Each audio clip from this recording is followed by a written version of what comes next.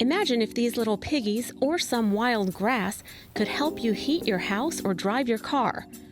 Roeslein Alternative Energy produces renewable natural gas from the anaerobic digestion of swine manure, and we're working towards being able to produce renewable natural gas from the digestion of native prairie plants as well. You heard right. They're turning pig poop into power. Here's how it works. Working in partnership with Smithfield Foods, the world's largest pork producer, Roeslein takes the manure made by some of those pigs and deposits it into giant lagoons, which are about the size of small ponds. The lagoons are then covered with impermeable covers that keep the rainwater out and trap the manure inside. Then, using anaerobic organisms, they break down the manure, which produces CO2 and CO4, better known as methane.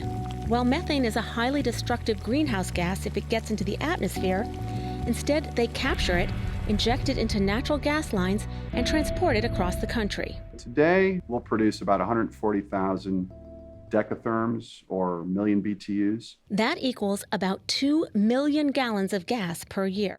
In the total fuel used in the country, it's not huge, but it starts to become big numbers for a project like ours in terms of, what is the scale, what is the efficiency, and what is the economic return for that piece of what we're doing that allows us to keep expanding it.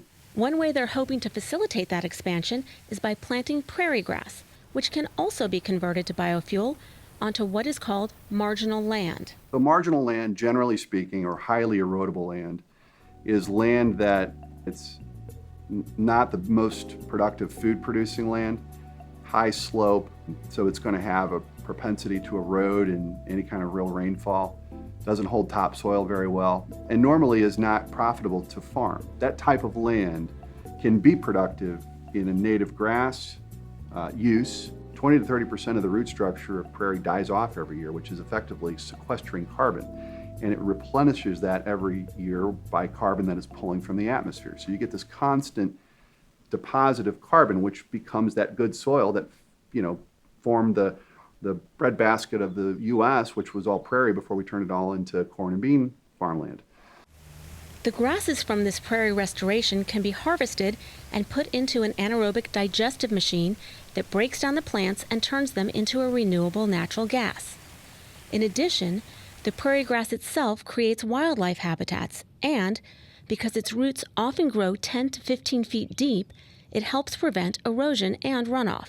By implementing our prairie strips program along our waterways, we're going to be able to essentially put back in place a natural sponge that will sequester carbon in the soil. So it's not only generating new soil through the decomposition of the root systems, it's also sequestering carbon in our soil, and it's sequestering water, which is going to help alleviate a lot of the flooding problems. Currently, Roeslein's manure-to-natural gas facilities are on 9 farms in northern Missouri, and the prairie grass program is still in the early phases. But even as they foresee a rapid expansion across the country, they don't plan on becoming a monopoly.